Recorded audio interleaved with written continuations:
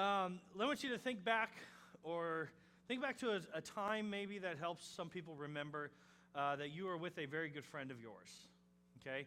You got to spend some good quality time with a friend. What it was like to be in their presence, what it's like to be accepted by them, cared for by them, loved by them, just getting to have good times with them. I want you to think to, one of your best friends. For me, it would probably be one of my friends that I think of his name is Matt. Now, what's really cool is last week, my friend Matt showed up randomly to surprise me. He doesn't own. He runs a Safeway in Lamar, Colorado, where we grew up. But he's so good at his job that Safeway sends him all over the country to help turn around stores that need to kind of get back on track. And so he's close by. He's in Iowa right now doing that, and him and my wife conspired to have him show up and surprise me. I almost fell over when I saw him last Sunday. One, because I hadn't seen him for a good 3 years or so.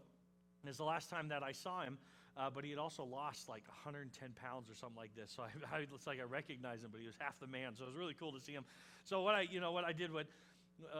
canceled all my plans, and we got to spend time together last week. And I'll tell you, it's so cool when you're around someone that you've been that close to.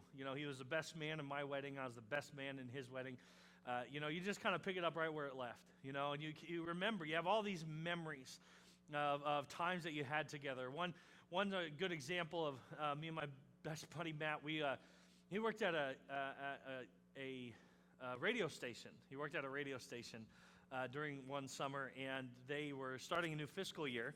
And so they had a bunch of their giveaways that they didn't give away. And so what they did is they just put it in a box, and they told employees to put their hand in and just pull out something randomly. Well, Matt reached in and he pulled out a stack about that thick of Elitch's tickets, which is Six Flags in Denver, Colorado. And so what we did was we paid, I say we, like it was mine anyway. But anyway, so what he did was he used those tickets to send the entire youth group to Elitch's for free, which was pretty cool. And then what we did, this is where I got involved. We waited till the youth group went inside and started their time. And then we went back outside and we sold the tickets for like $5 off to people as they're walking in. Now, don't judge me here, okay? But what we did was we justified what we were doing because it's not technically scalping unless you raise the price, right? And you ask for more money. And then we also justified what we did because our plan was to spend all the money in Elitch's, right? So they were just getting their money back, right? Stop judging me. I can see it on your faces. Judgy Judgersons. Anyways, okay, so I know I wasn't right, but we were like 17 years old. And anyway, so we walked in there with a bunch of money. And it was one of the best days we ever spent at Elitch's. And we barely went on any rides. You know why? Because what we did was we were like, we're going to learn how to beat these games. You know those games that you go in and they totally rip you off because they're all rigged? Well, we figured out how to do it, right? Best example, okay? Now, if you can do this, and I can't promise you this will work every time, but we walked around like we were kings. It was so great. And Matt walked up and he threw down a bunch of money. The ring toss game, where you put it over the bottles? He said, give me a bucket. You can like spend a lot of money on a bucket and just keep throwing tons and tons of rings. Because we had so much money that we were just looking to blow that whole day, he just took it and it just went, whoosh, right that, right? Won the top prize, okay, because he did that. Like 3 of them landed where they're supposed to go. So again, I'm just saying, that's one way. And you know that game where you throw the ball up against the picture and so that it'll land in the basket below? We figured out how to do that one too. You got to get really low, okay? You got to get really low and put a bunch of top spin on it. And then when you hit the picture, it will send it up and then down, and that's how you do it. So we won a bunch of stuff doing that because we just spent all this time playing these games trying to figure out how to beat these games. When we left, okay, again, we went like on 5 rides that day, okay? When we left, we had a back seat full of those stuffed animals. I had one one of my favorites was the big octopus that we won, and a big cheetah leopard thing. Anyways, we had a great time, right? I have so many memories of Matt and I together having a good time, but also have a lot of memories of us going through tough times. I'll never forget when he called me and a really bad storm was going over Lamar, and or tornado, an F3 tornado. It's like it just sat on his house for a few minutes because there was nothing left. It was insane. I've seen devastation of big tornadoes that go through Oklahoma, but they kind of make these houses like implode. It kind of looks like everything just kind of falls down. His house was sent miles and miles away, right? It was insane. I've never seen anything like it. I'll never forget the phone call, because we had just been on the phone outside, because that's what everyone does when you're not used to seeing tornadoes like we are down in Lamar, Colorado. And they're like, there's tornado warnings, get underground. Everyone's like on their roofs, like recording things, right? Like this storm that we just had, like it was like everyone's like got their phone out watching the storm come in because it was just so awesome, right? So we had just been on the phone. He calls me up right after it started pouring really hard. He said, and in tears, I remember we were 18 years old, in tears, he says, my house is gone. I said, I'll be there. Where are you? And so I got in my truck, and the streets were all flooded because our sewer systems were not used to that kind of torrential downpour, right?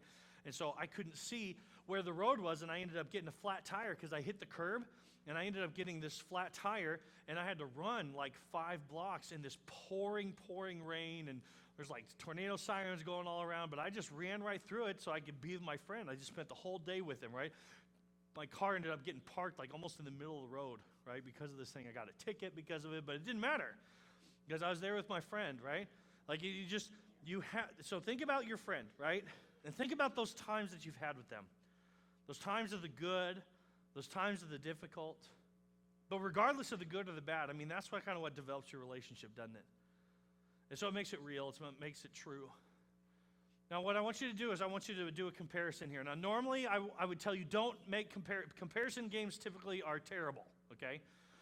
But what I want you to do is I want to think about the level of your friendship with that person.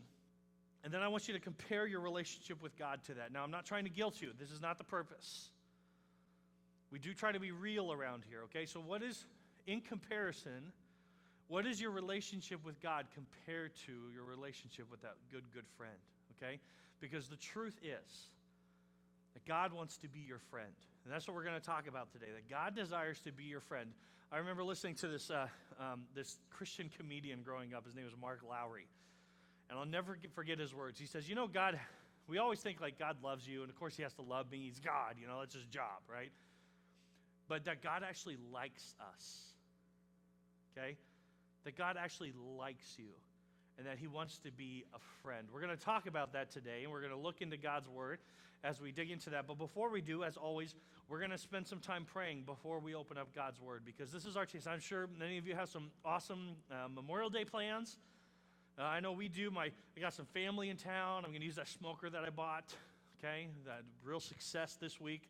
A few times smoking some awesome meat with that. Can't wait to try out some more, right? But I want you to push aside those plans that you got, okay? Push aside the stuff going on so you can hear from God's word, so he can do something real inside of your heart and your mind right now. Okay, let's pray. Gracious God, we ask right now that your word would speak to us in a way that only it can. Lord God, I know my words are never enough, but your word is this finely tuned instrument. God, this double-edged sword, this light for our path that does so many great things for us, God, and it's just there to be taken and to be received. So, Lord, I pray that you would remove distractions, that you would remove worries and fears, that you would remove anger. Lord God, that you would push this stuff aside, that the enemy would have his mouth shut, because he wants to distract us right now, God. But that we would hear from your word right now and receive. And Lord God, that it would do something great in our hearts. We want to see your kingdom come in this church. We want to see your kingdom come more in our lives, not just for our sake, but for your sake and for the sake of those who have yet to know the great love that you have for us, the great grace that you have for us, the great love of a friend. Show us that, Father, today. And it's in your name that we pray, Jesus. Amen. If you have your Bibles, we're going to be in Matthew. We're still in Matthew 15. We finally moved on for the first 8 verses. It took us 3 sermons to get through the first 8 verses, okay? But we're finally moving on for that. But before we dig into this, I want to remind you that the words that we are hearing today are some of the last ones the disciples are going to hear before they see him beaten, before they see him spat upon, before they see him unjustly sentenced to a death, a painful death that belongs to thieves and to traitors. And Jesus is intentional with these words. He is purposeful with the words he's giving them because these words are going to linger in their hearts and in their minds as they see the blood streaming down his face, as they hear the whip crack on his back. These words are going to be right front and center in their minds.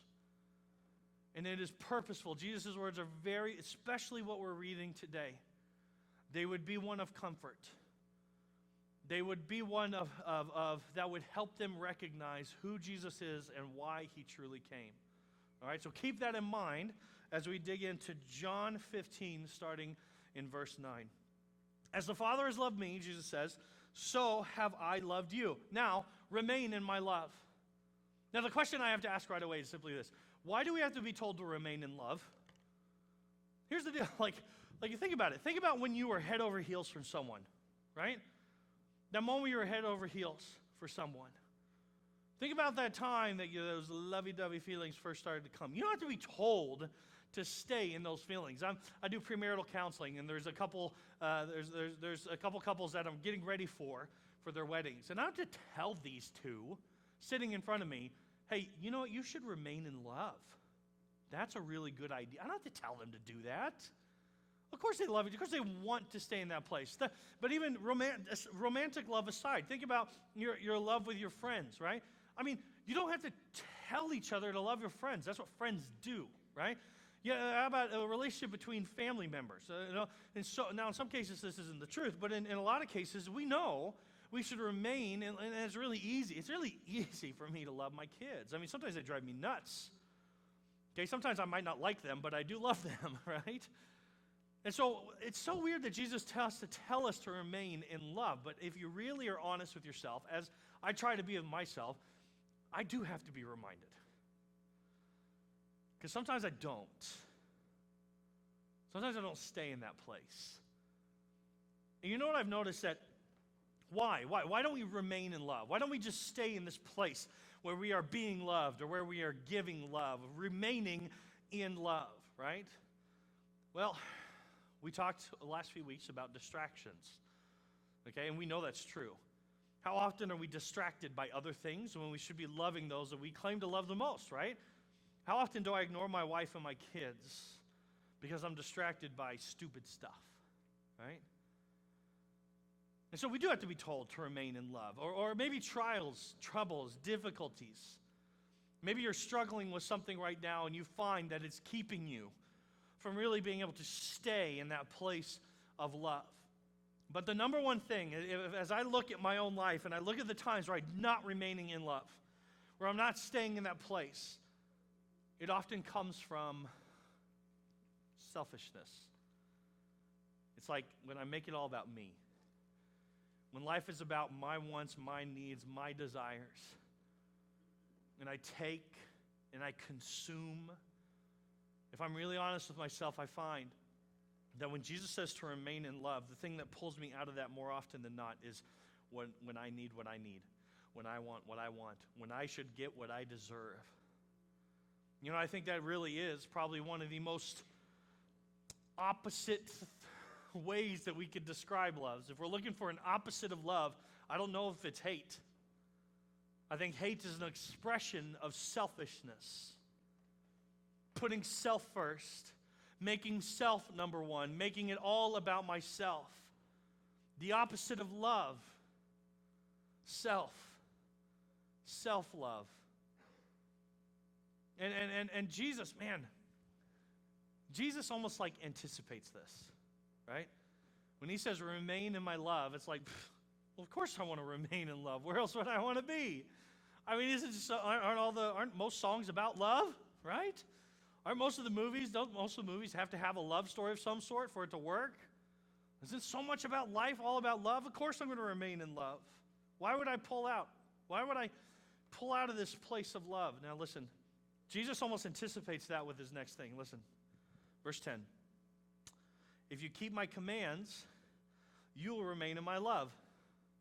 This is how we do it. If you want to stay in a place of love, this is how you do it. If you keep his commands, you'll remain in his love. Just as I have kept my Father's commands and remain in his love. I have told you this so that my joy may be complete in you and that your joy may be complete. My command is this: love each other as I have loved you. Greater love has no one than this, than to lay down one's life for his friends. Now, so I want you to think about the commands of Jesus for a second here. He says, if you obey my commands, you will remain in love, right? So think about the commands of Jesus. When you think of commands of Jesus, what kind of stuff comes to mind? Well, I know for me, some of the first ones that come to mind is stuff like forgive one another. I think it's one of the most powerful things, to forgive others the way that we have been forgiven by Christ. Okay? That takes a lot of sacrifice. You ever notice that? That takes losing. That's hard, right? I think about caring for the poor, caring for the widows, caring for the orphans. Man, God's word is so clear about what he wants from us in that he calls us to give up for the sake of those who have not. When we have, he calls us to give up for those who have not. Okay, when I think about his commands, I think about caring for the lost. Man, Jesus said it so clearly. I don't think when summarizing his mission, what he came to do, he didn't say it any clearer than when he said, I came to seek and save that which was lost. That's what he came to do, period. Done, that's it. Why did he do miracles?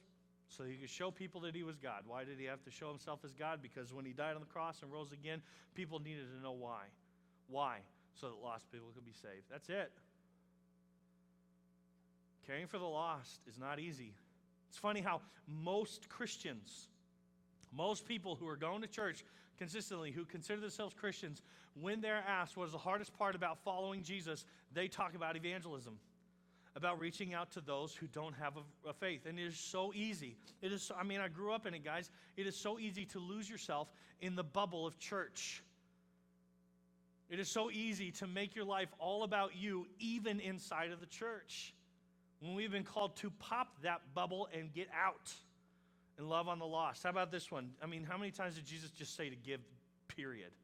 Not just to the poor, not just to the widows and the orphans, but to give. Give of our time, give of our talents, give of our treasures. He even took it so far as to say, guys, like when it comes to commands, he even took it so far as to say, think about the person that drives you the most crazy. The person that you can't stand the most. The person that's giving you the hardest time right now. Think about that person. Okay, love them. Love them, right? Think about the commands of Jesus, folks.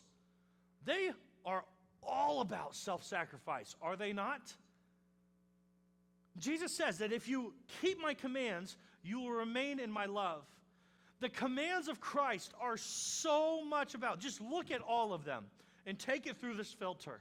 If Jesus calls us to do something or to not do something, you will find that it either is calling you to love or away from selfishness.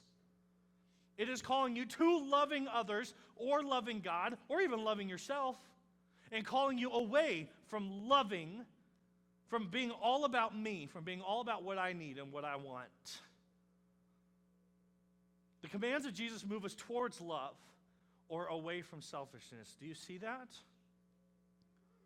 So how do we remain in love? Well, we obey his commands that move us towards love. And we see this tested out in different relationships. I think about the relationship that I have, where this is tested out the most. It's in the relationship with my wife, Miranda. Okay, this is where we get to put this really to the test, is with the people that we say we love the most, our wives, our children, our family members, our friends, right? But in this relationship, I remember when we were early on, we were married. And I remember hearing words like this from Jesus. You must deny self. You must love each other as I have loved you. In fact, it's commanded, husbands, in Ephesians 5.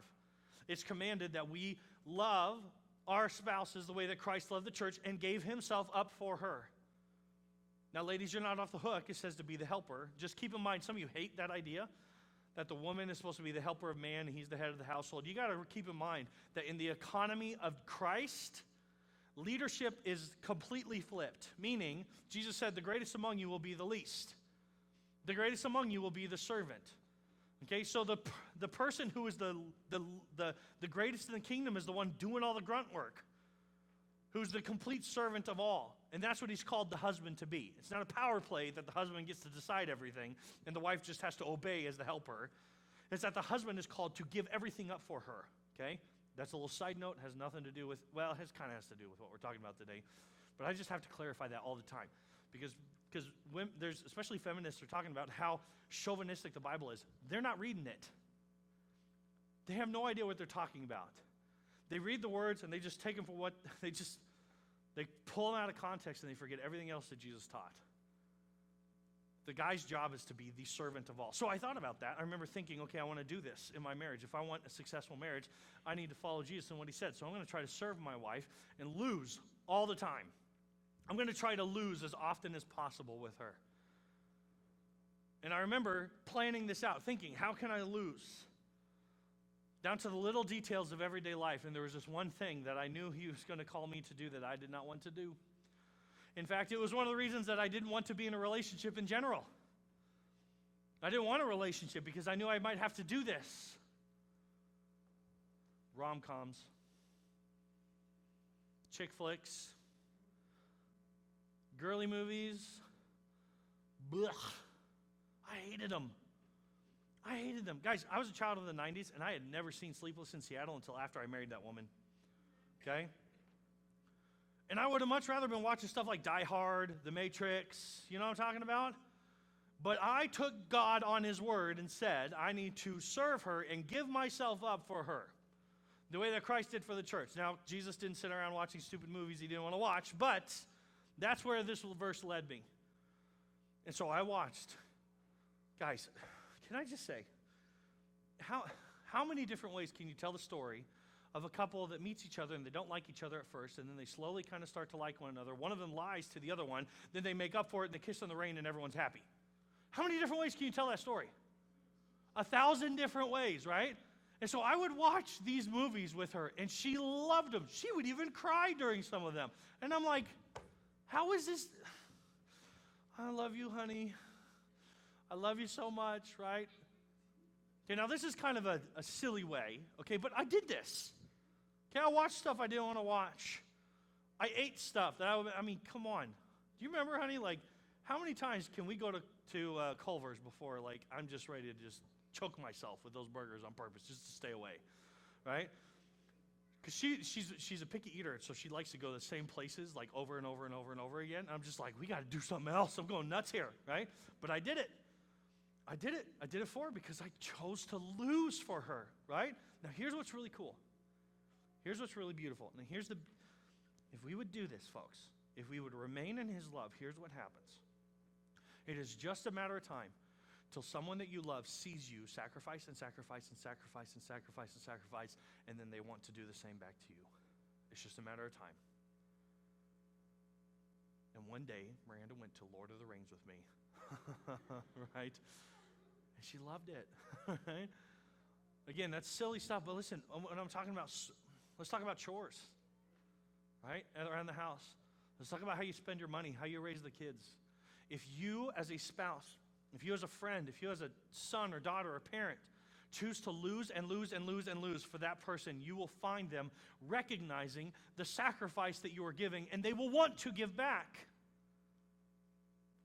Until you have a home that has a servant serving a servant. And the goal is not to get what I want out of the relationship, but to see what I can put into the relationship. Can you imagine such a marriage? Can you imagine such a friendship? Can you imagine such a relationship between a parent and a child even? But it can happen, folks. And let me tell you, when you are in that relationship, there is so much joy. And did you see what Jesus said? Did you see what he said? He said, I have told you this. I have told you to obey my commands that will lead you to love and away from selfishness. I have told you this so that my joy may be complete. So that my joy may be complete. And not just, okay, now we got to stay on that for a second here, okay?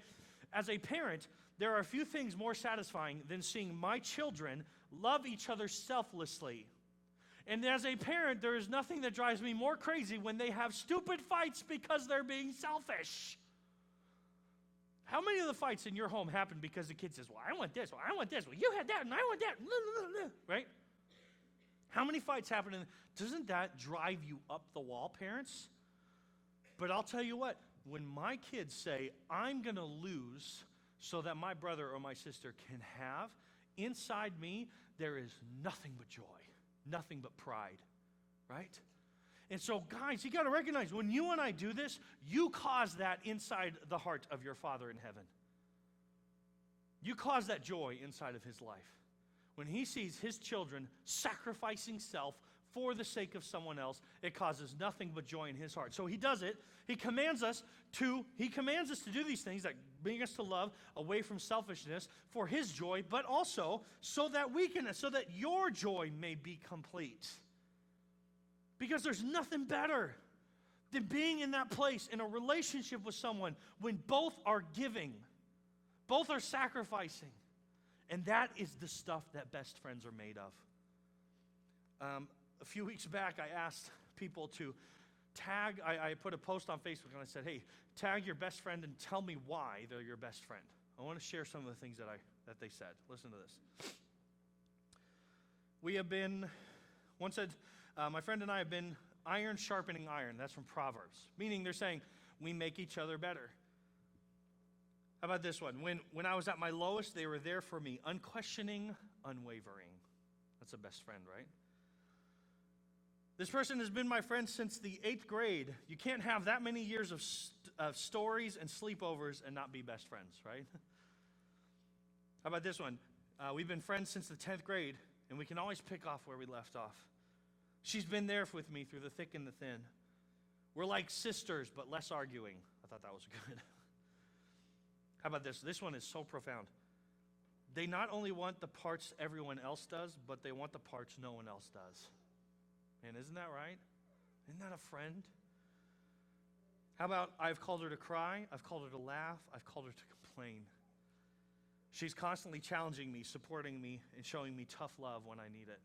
Now listen, as I go through those, can't you hear it? Can't you hear the sacrificial love? Can't you hear a love where people have sacrificed of themselves, where they gave up themselves for the sake of the other person? That has what defined their friendship. That has what made them best friends. When they followed, when they stopped caring about themselves and they started loving for the sake of others. And that's all Jesus wants to do. I mean, that's all he wants to do in your life. Did you know that? So many people come to church and they think this is all about rules and regulations and religion and all this stuff. No. This is about a relationship with the God who made you, and he's trying to make you a good friend. He's trying to make you an awesome husband and wife. He's trying to make you be a good coworker. And his commands lead you to love and away from selfishness. Are they easy? Absolutely not. But it's the stuff of best friends. It's the stuff that make real relationships that truly last. That's what it's made of. Jesus continues. Listen to this. Man, if we would obey his commands, look at what happens. You are my friends if you do what I command. A friend of God. A friend of God. I no longer call you servants because a servant doesn't know his master's business. Instead, I have called you friends, for everything that I have learned from my Father I have made known to you. Have you ever noticed how you can't choose your family and you love your family because they're your family, but you don't have to love anyone that you call a friend unless you want to? You get to pick your friends, right? You ever notice that? You don't have to be around people you don't want to be around. You don't. So they're a friend simply because they meet these love requirements in your life, right? Now check this out. So this isn't because you have to, guys. It's because you get to choose to. And listen to what he says next, verse 16. You did not choose me, but I chose you. You did not choose me. I chose you and appointed you so that you might go and bear fruit that will last. And so that whatever you ask in my name, the Father will give to you. This is my command, that you love one another. Man, there's a message in here some of y'all got to get. Some of you, especially that come to church all the time, you need to understand something. The prerequisite, okay, for God's acceptance of you is not that you bear fruit. He doesn't say, bear fruit, and then I'll accept you. The prerequisite for God to accept you is him choosing you. Did you hear what he said? He said, you have not chosen me, but I've chosen you. Some of y'all come in here with so much guilt because of the stuff that you've done, and you feel like God can never like you or never love you, and you got to understand this truth. Before you could ever choose him, he chose you. There is nothing you can do to make him love you more, so stop trying to earn it. There is nothing you can do to make him love you less, so stop running from him. He chose you when you were at your worst. When you were at the depths of your sin, at the worst of your behavior, he saw you and he loved you because he chose to, and for no other reason besides that. You didn't earn it, you can't earn it. Stop running from it. Stop feeling guilty for the stuff that you did. It was paid for thousands of years ago. Just accept it. He loves you. He wants to not just love you like a God or like a king or like a father. He wants to love you like a friend. Now listen to what he says. Again, at the end right there. Those last words. This is my command. It's actually the second time he said it. This is my command, that you love one another. And I got to say it again. Why? Why do we have to be commanded to love? Isn't that weird? Why do we have to be commanded to love? Why don't we just stay in love? Does the name Rick Moranis mean anything to any of you? I got a picture for you if you don't. Man, I love this guy. Again, kid of the 90s, kid of the late 80s, or 90s, right? I just watched Spaceballs the other day. Now, listen. I know some of you just went, my pastor's watching Spaceballs. Listen, okay? I was watching it long before I was ever a pastor, all right? I will say, though, after watching, it's been a while since I've watched it, it's amazing what got away with the PG rating back in the day, isn't it? Man, what kind of language in that movie, and they still call it PG, I couldn't believe it. But how about Honey, I Shrunk the Kids, right? What a great movie. When the kids are like fighting the scorpion with the ant. Oh, man, what a great movie. This guy, okay, Ghostbusters, come on. This guy was sought after. He was famous. He was in with some of the biggest names in Hollywood, like best friends with some of the biggest names in Hollywood. Did you ever notice that he just like fell off the map one day? Like he just disappeared? He's not old. He could still be making movies, guys. He's in a good health. Do you know why he stopped? Because his wife died. And he had 2 little girls at home. And he said, these girls need me. And so he dropped everything and he left. Why did he do it? Out of love. He didn't have to be commanded to love his daughters. He's just a dad. Why do we have to be commanded to love, folks? Because the truth of the matter is, as many Rick Moranises are out there, there's 100 deadbeats leaving their kids for stupid, selfish reasons. Why do we have to be commanded to love when it's something that we desire so much, when it's something that we strive after so hard, when it's something that leaves us so empty when we don't have it? Why do we have to be commanded to do it? The answer is simply this, and we must confess, we must admit, we must humble ourselves and understand. The reason we have to be commanded to love is because we have sin in our life. Because at the heart of selfishness is sin. And the reason that we have to be commanded to love is because we rebelled against the God who is love. And inside of us is this like cancer. It's like a part of our nature to just make life about ourselves. And we were objects of God's wrath. Let that sink in. God hates sin. He hates death. He's the God of life. He's the God of love. So of course he hates this stuff.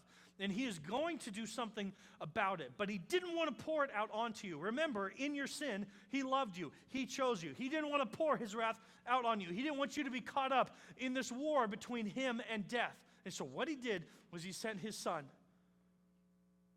His son. Can we not get used to saying that a father allowed his son to die for guilty people? Can we not forget, as a parent, that guys, I'm not going to let my son die for your stupid mistakes, because that's my boy.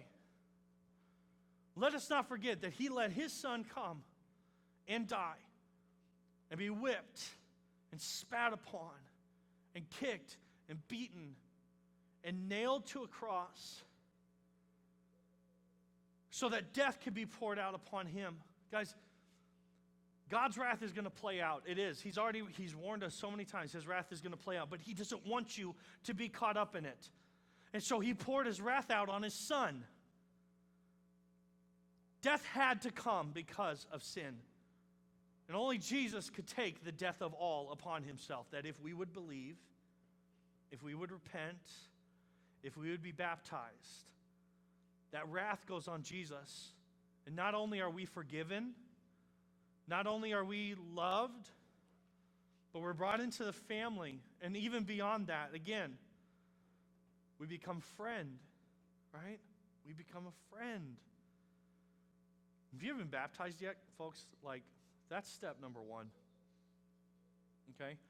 I'd love to meet with you, talk with you about these scriptures, but man, that's a choice you got to make. You need the Holy Spirit in your life, and that comes from baptism. When you believe, you repent, and you're baptized. Listen, but you got to remember, the beauty of this is God gets to show himself as a friend. You know why? Because even after you accept him, repentance is not easy. Can we just admit that? Believing, okay, I can believe something in my heart, right? Getting baptized, I can get in the water and be baptized. But repentance, this continual walking away, this continual obeying these commands, walking away from selfishness towards love, that ain't easy. We mess up a lot. But the beauty of it is that we get a friend who will walk through it with us. And that is the perfect example of a friend. When I read those quotes from Facebook, did you notice how it said, they never left me. They were always there for me. I'll never forget, man, there was a season when I was in high school, I told you guys this before, that I was addicted to pornography. I was really stuck in it. And my friend Matt, who came, that I talked about before, he started to kind of catch on that something was wrong. I'll never forget the day that he shows up to my doorstep and he says, Jeff, something's up. Tell me, what's going on, man? Come on, you can tell me anything. Please, I just want to help. I wish I could go back in time and change my answer. Because out of my fear, I lied. I told him everything was fine. I made up a stupid story. Guys, he knew I was lying. He knew. You think I was fooling him? I wasn't fooling him. This guy knew me. But you know what? Even though I was lying to his face, he didn't leave, did he? He stayed with me, didn't he? He continued to love me and care for me. And again, show up randomly when I'm not expecting him, right? That's because that's what a friend does, right? That's what friends do. They don't leave each other just because we get stupid, just because we make mistakes. We endure with them, even if they hurt us. The true test of a friendship is when there are lies, when there is deceit, when the other person hurts the other one. If you can make it through that, you know you have a friend until the end, don't you? And that is exactly what Jesus Christ did for you. When you were at your worst, when he knew all the mistakes you were going to make, he loved you anyways. He is a friend that will always stick by. He wants to be your friend. So how do we be a friend of Jesus, okay? Let's get real practical here. How do we become a friend of Jesus? Go ahead and pull out the blue cards out in your bulletin. Okay, in your bulletin, we have these blue cards. If you're new with us today, we'd love for you to fill that out because we have a gift that we want to send you. Okay, but we do this because we want to help you take next steps. Now, there have been a bunch, I've noticed that recently some of our regulars have become a little bit lax in doing this. So, especially if you're new today and you're not moving towards your bulletin, if you've been coming here for a while now and you're not going to your bulletin, come on, pull that thing out for us. Put your name on there and flip it over to the back because we have some next steps. And the reason why we have you sign up for next steps is because we are going to send you a reminder this week.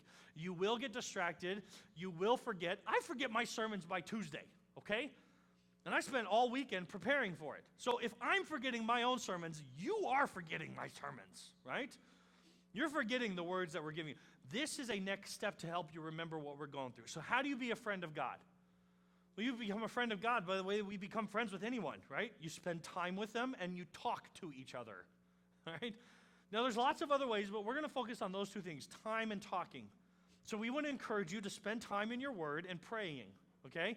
So you'll notice on there there's a reading plan. If you could, Dan, if you could put up the slide here to help them get to the reading plan, okay? On your phone, you can download an app. It's called the Bible app by YouVersion. It'll be up here in just a second. This YouVersion app, there it is. So download that app. You can find it in the App Store and the Google Play Store, okay? And then you choose More. It's down the bottom right-hand corner. And then if you go to Events, you will see Hope Summit Christian Church right there. You click on that, and then you will find the website. You will find this reading plan. Join us as we do this reading plan together. If you don't like this, like if you don't want to do it on your phone, go back to the Welcome Center. You can pick up a paper copy of this, okay? We'd love to make it easy for you if you don't like to use your phone, okay? But this is a way. Listen, folks, okay? If you want to be a friend of God, you got to do what he commands. How are you going to do what he commands if you don't know what he commanded you to do, right? Do you see the logic here? Okay? Spend some time in his word. Learn to hear from him. Learn how to talk to him. That's what the reading plan is. The reading plan is all about how to talk to God, okay? It's all about, let's see, what's it called? It's called authentic prayer. Okay, learning how to authentically pray, how to authentically pray to God. This will help you become a friend.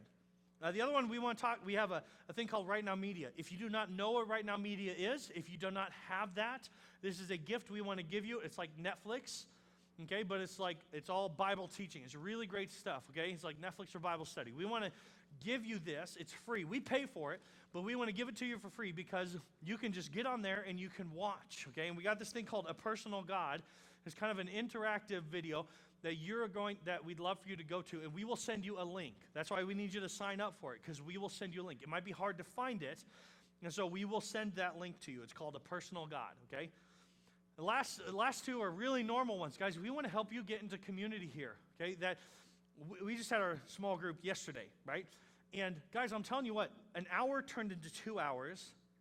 We went in there, we encouraged one another, we challenged one another, we're holding each other accountable. We read God's word together, we went through a Bible study, and guys, I walked away from that time feeling closer, not just to my small group, but closer to God.